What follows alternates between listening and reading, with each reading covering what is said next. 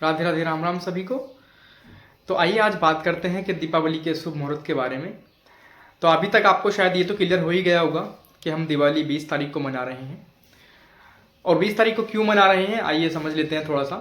क्योंकि इस बार जो दीपावली का जो अमावस्या का मुहूर्त, अमावस्या स्टार्ट हो रही है, वो 20 तारीख शाम 3:44 से स्टार्ट होकर अगले दिन दोपहर तक रहेगी। और क्योंकि वैसे तो हिंदू धर्म में सारे फेस्टिवल हम लोग मतलब ब्रह्म मुहूर्त के हिसाब से कि जिस दिन अगर कोई भी फेस्टिवल सुबह मॉर्निंग में रहता है, मॉर्निंग 4 बजे से स्टार्ट होता है, प्रातःकाल में रहता है, उस दिन से हम मनाते हैं। बट क्या होता है कि दीपावली का जो त्यौहार है, दीपावली का फेस्टिवल हम शाम के मुहूर्त में मनाते हैं। तो इसी कारण से, क्योंकि दीपावली जिस दिन शाम को अमावस्या रहेगी उसी दिन मनाई जानी चाहिए, तो आप ध्यान दीजिएगा। इसीलिए 20 तारीख को दीपावली मनाई जा रही है, क्योंकि अमावस्या का जो टाइम है वो 3:44 से स्टार्ट हो रहा है और अगले दिन दोपहर तक रहेगा। तो अगले दिन शाम को पूजा के मुहूर्त में अमावस्या नहीं रहेगी, इसीलिए हम दीपावली 20 अक्टूबर को ही मना रहे हैं।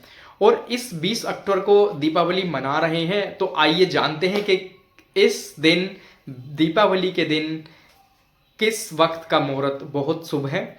तो दोस्तों मैं आपको बता देता हूं कि जो शुभ मुहूर्त स्टार्ट हो रहा है शाम को प्रदोष काल प्रदोष काल का पहले मैं बता देता हूं आपको। प्रदोष काल का जो मुहूर्त स्टार्ट हो रहा है वो 5:46 से 8:18 तक है।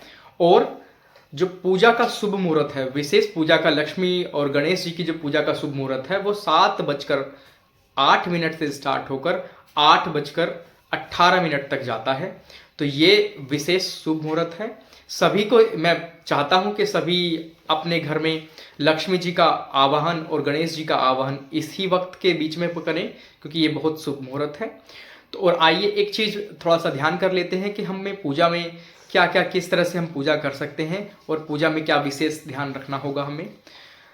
तो दोस्तों एक तो सबसे पहली बात है, हमें अपने पूजा गृह को, जहाँ पे हम पूजा कर रहे हैं, आपका घर का कोई मंदिर है या फिर आपका कोई विशेष स्थान पे आप हवन वगैरह करने जा रहे हैं, तो उसको विशेष रूप से आप साफ सफाई कर लीजिएगा, सबसे पहली बात। और जब आप जो भी दीपक आप जलाएंगे वहां पर, वो पूर्व दिशा में स्थित होना चाहिए। दीपक दीपक को पूर्व दिशा में रखें। और आप अपनी थाली में जो सामग्री रखेंगे विशेष तौर से 5 कोड़ी आप विशेष तौर से रखिएगा, बहुत ही शुभ होती हैं। अगर आपके पास नहीं है तो प्लीज व्यवस्था कर लीजिएगा। 5 कोड़ी आपको जरूर रखनी है। और 5 लौंग आप रख सकते हैं। लौंग तो आपको आपके घर में ही उपलब्ध मिल जाएगी, तो उसमें कोई समस्या ऐसी आने वाली है नहीं। और बाकी हल्दी और कुमकुम आपको रखना जरूरी है, अक्षत आपको रखना जरूरी है अपनी थाली में।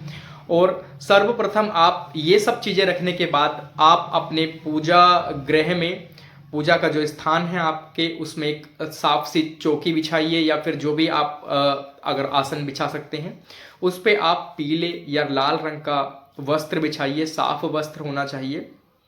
और उस वस्त्र को बिछाने के बाद में दोस्तों सर्वप्रथम आपको माँ लक्ष्मी और गणपति जी की मूर्ति वहां पे स्थापित करनी है। और अगर आपके पास कुबेर महाराज की भी मूर्ति है तो आप कुबेर महाराज की भी मूर्ति स्थापित करें, ये भी बहुत उत्तम और शुभ होता है, कुबेर महाराज की भी मूर्ति स्थापित करना वहाँ। तो सर्वप्रथम आप गणपति बापा की पूजा करेंगे।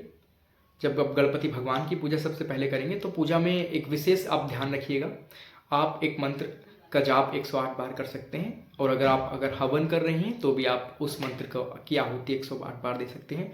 ओम गंग गणपते नमः, ओम गंग गणपते नमः।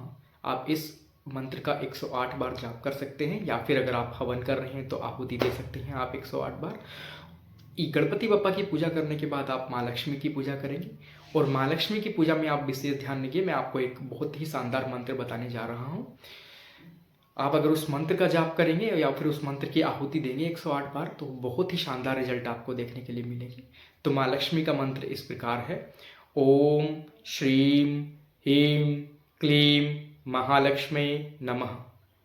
एक बार दोबारा से सुन लीजिए, ओम श्रीम ह्रीम क्लीम महालक्ष्मी नमः। इस मंत्र का आपको 108 बार जाप करना है।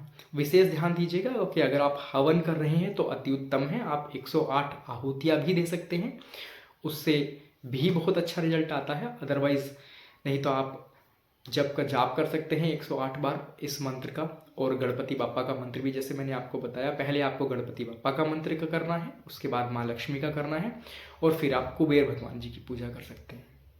और उसके बाद आप माँ लक्ष्मी, गणपति भगवान और कुबेर भगवान जी से प्रार्थना कीजिएगा कि माँ आप हमारे घर में विराजमान होइए, आप भगवान विष्णु समेत हमारे घर में विराजमान होइए, हमारे घर में सुख समृद्धि लेकर आइए और सदा अपनी कृपा बनाए रखिएगा। जय माँ लक्ष्मी, जय माँ लक्ष्मी, जय गणपति भगवान, जय कुबेर महाराज। तो आप इस तरह से पूजा कर सकते हैं।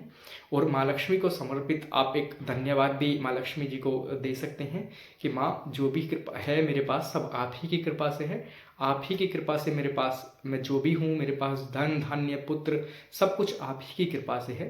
तो मैं आपसे हाथ जोड़कर विनती करता हूँ कि आप हमेशा अपनी कृपा मुझ पर बनाए रखें और धन का प्रवाह बढ़ाते रहें, हमेशा अपनी कृपा बढ़ाते रहें, सुख समृद्धि हमेशा हमारे पास रहे, आप ही की कृपा हमारे पास हमेशा बनी रहे।